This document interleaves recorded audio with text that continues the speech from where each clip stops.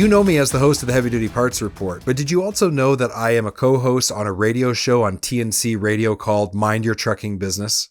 Each week we talk on this radio show about how to help people in the trucking industry make their fleets more professional and operate more efficiently. In one of the recent radio shows that we did, there was a clip that I thought was particularly applicable to the listeners of the Heavy Duty Parts Report, and so I wanted to share that with you. That'll be the basis for today's episode. I hope you enjoy it. Hi, and welcome back to TNCRadio.live. This is Mind Your Trucking Business. I'm Tom Kelly, along with Jamie Irvin and James Rogers. And guys, as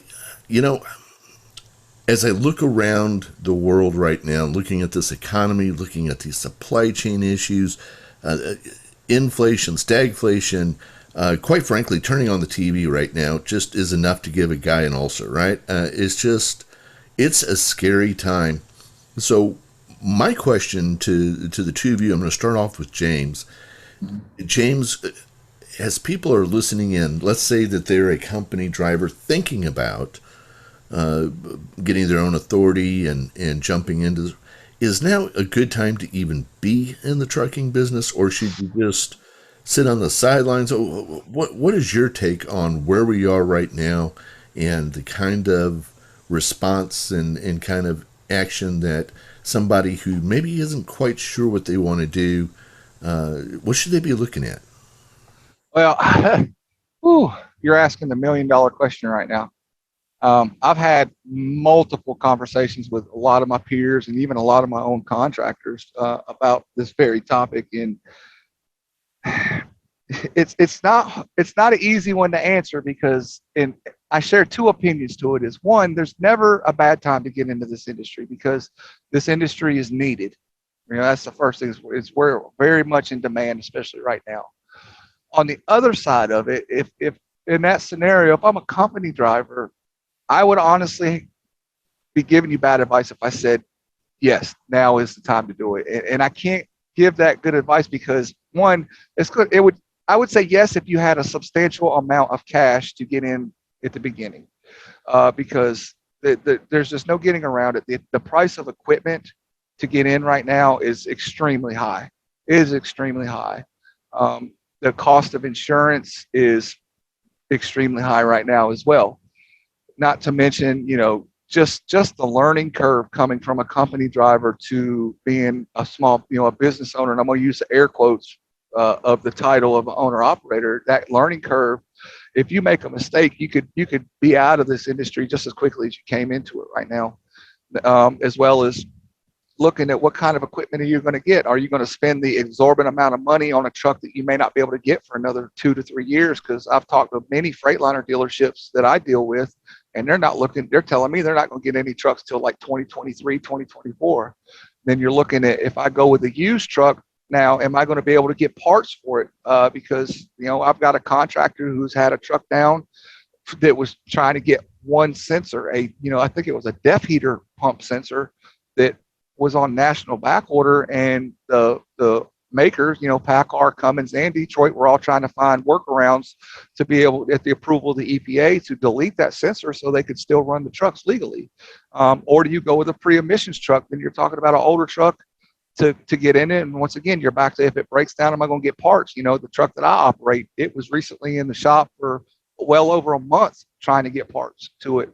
So it's a catch-22. I will never say it's not a good time, but you have got to be a very, very special person, and you better have a very large amount of cash or a very good backing for credit to get in here, because the cost to get in is extremely high, and you have a very low margin to make an error, because you can be out of it just as quickly as you came into it. So from my perspective, Jamie here, I started my business that I sold in 2016 and 2009. It was not as volatile as today, but it was pretty bad. And I would add on to what James said in this way. If you can find somebody who is able to line up enough work for you, If you could find somebody perhaps who is in trouble themselves or is at an age where they've just decided, you know what, I think I'm ready to retire. The world's crazy right now. And you could get that truck and that equipment at a reasonable price from them, or you could pay them over time, or some kind of, like, you've got to be creative. If you're going to be an entrepreneur, you've got to look for the opportunity where everybody else sees a problem. And when I started my contracting business in '09, that's exactly what I did. I absorbed equipment from somebody who was looking to get out. I found somebody to supply me with like the first $90,000 worth of work that I needed to get the business off the ground. And so I was able to mitigate some of those upfront costs, and I was able to ensure that I had enough cash flow coming in that I was able to operate the business successfully for the first year. At that point, things started to subside with some of the economic pressures, and I was able to start to scale and grow in year 2 and 3.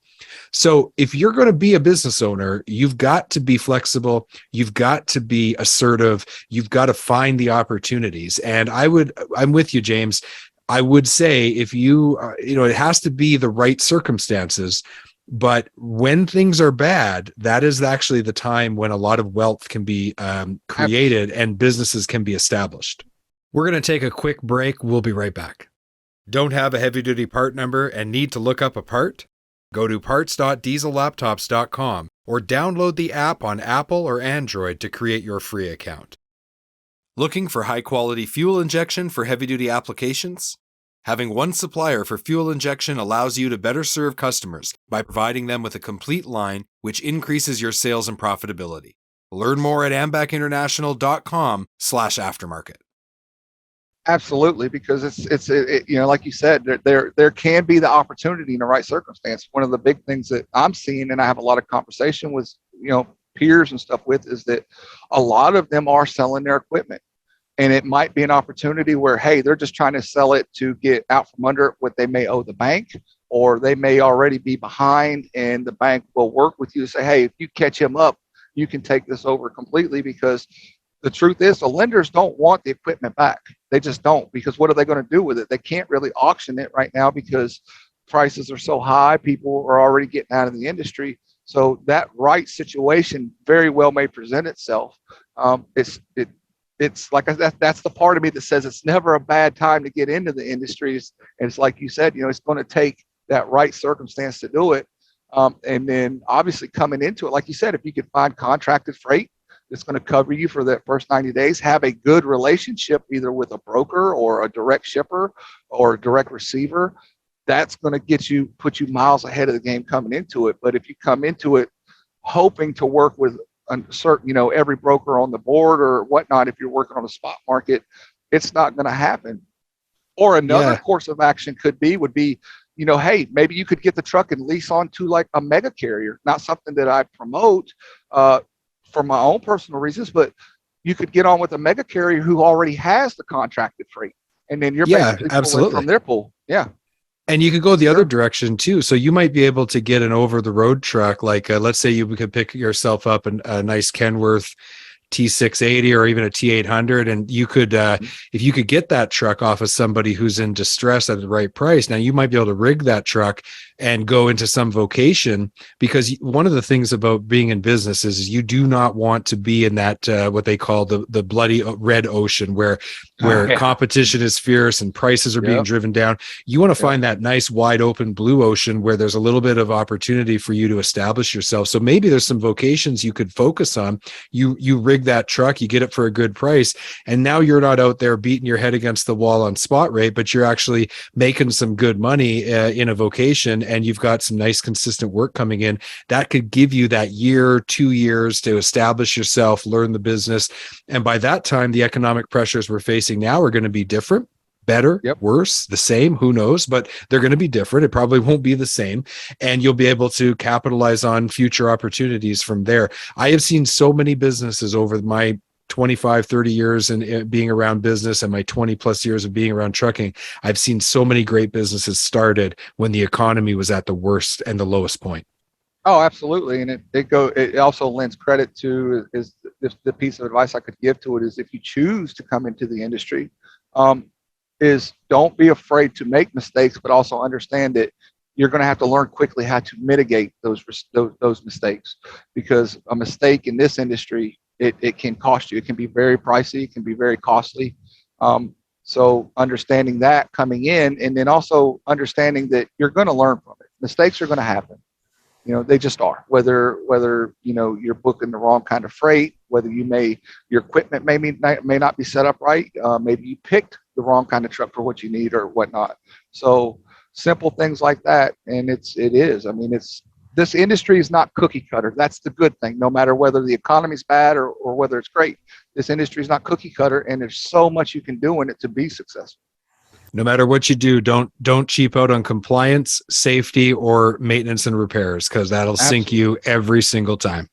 Absolutely. 100%. I mean, every time I take one of my trucks home, or my contractors do, that's like an unspoken word. Is first place it goes is to the shop to make sure we can prevent it. So, you hit on something I think is very important there, Jamie, that I wanted to follow up on it, and that is timing. A lot of people will look at today's economy and what's going on in the industry today and say, yeah, bad time. Now it's not sometimes it's all about timing, and when everybody else is running out, sometimes that's exactly the right time to run in, but you have to do it with a plan. I'm not saying blindly run into the burning building. You got to have the right equipment with you, right? But to pull on that analogy a little bit further, sometimes when you run in and everybody else is running out, gives you the best opportunities to do some of the things that I started a radio station in the middle of a pandemic. Who the heck does that? Right. That sounds absolutely crazy, and maybe it was, but I think it also gave us an advantage at a time when a lot of people had kind of pulled back. They weren't really sure what to do next. They were hesitating, and we found that there was a whole group of people who were dying for good content. Hey, Tom, sorry, James. I just wanted to say I started a contracting business that primarily focused on housing in a housing collapse that had never been seen before in 2009. And I started a consulting business that focused on digital sales and marketing in the middle of a pandemic when we were under complete lockdown. And for the first time in history, nobody was at the office. So I'm a big proponent of finding opportunities when everybody else is trying to run the other direction. And just like you said, it's like for us during the pandemic, when we work a lot on the spot market at the time, but we've developed a lot of good relationships. When so many drivers, I think we lost 80,000 drivers over that period of time, is the fact that we grew. We actually grew. I was able to add 2 trucks based on the relationships of hauling relief loads, but at the same time, it took me back to an acronym that I learned in the military, which was KISS, keep it simple, stupid. And it goes back to even the same thing when you come if you come into the industry at a time like this, that you got to keep it simple. You've got to know your numbers coming in. And that's something we could talk about later, but that's what it comes down to is keep it at the basics and keep it just simple. So you know your numbers coming in, just like any business owner. And the acronym I follow is FOCUS, follow one course until success. Exactly. Fantastic. I like that. Follow one course until success.